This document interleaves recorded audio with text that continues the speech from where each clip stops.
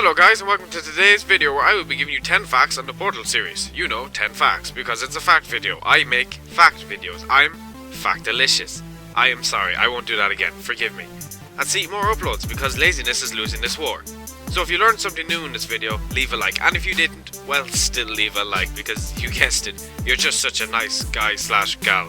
And it would be totally awesome if you shared this video too for, the spreading of knowledge and all that, but it's entirely up to you. As long as you enjoy the video, I'm happy. So without further ado, sit back and listen to me ramble on about Portal facts, and just know that Shell approves of you watching this. This fact will come into reference with Half-Life 2 and the Mystery of the Borealis. When you enter the stage of the game where gel is being used, in between the first and second gel challenge, I think, there will be a part where you will find GLaDOS in her good old potato form. In this same room, however, there is a hidden elevator which you can take down to you guessed it, a secret area. The secret area is to a dock for a very important boat called, you guessed it again, the Borealis. What happens to this boat, however, remains a mystery today. This was one of the moments in my gaming experience that actually made me smile, but if you've played through Portal 1 as well as Portal 2, then you will more than likely understand this. Do you remember the little cube companion from the first game that GLaDOS makes you incinerate? God, that was a horrid moment. Well, she reveals to you in the second game that all aperture science equipment can survive extreme heats up to as far as 4,000 degrees. When you step into the outside world at the end of the second game, a blackened cube is thrown out behind you. The cube survived. I smiled way too much when I see this. It's a cool little reference. In Chapter 2, in the 8th chamber of Portal 2, GLaDOS is introducing you to a new obstacle but decides to leave you hanging to go and fix some turbines. Instead, she just gives you the fast version, which is literally what it sounds like.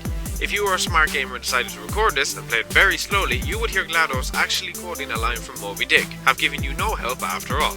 Weird. In Chamber 15 of Portal 2, when Wheatley is in control of the facility, he realizes there is no exit to the current test chamber, and on impulse decides to create his own one by ripping the walls of the test chambers apart. Here is the cool part. When the walls are coming apart, if you quickly zoom in and take a glance over to the right side, you can see one of the co-op characters of the game, Peabody, using the next test chamber.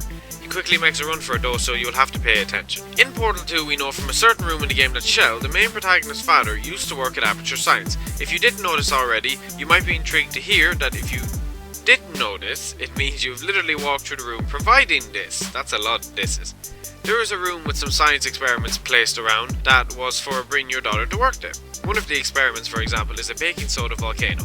Shell's name is signed on one of these experiments, proving that she must have had her father working here. If you ever wondered how much time takes place between the events of Portal 1 and Portal 2, well then you are on the same boat as even the smartest of people trying to figure it out. But to give you a very good estimate from the male voice speaking to you in the tutorial room at the beginning of the game, you should know that it is more than likely between 20 and 50,000 years of a difference. One of the biggest mysteries in Portal 2 is the tale of Ratman, who is such a big character that he even has his own comic book. Throughout the game you can see references to this mysterious figure and even hear him at one stage unintelligibly whispering behind a wall in Chamber 17. It is said that he is the only remaining survivor of the GLaDOS poisoning attack on the facility and that he is completely insane.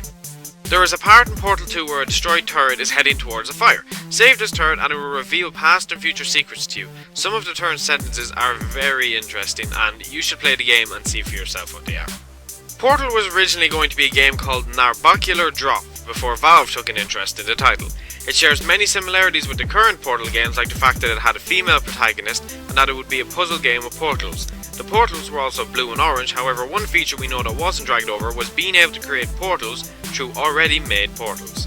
The ending part of Portal 2 where you were going through the old facility was actually originally going to be the entire game, with you playing as a character named Mel. However, playtesters were saddened that GLaDOS did not recognise you at the end of the game, and this was later changed to what it is now.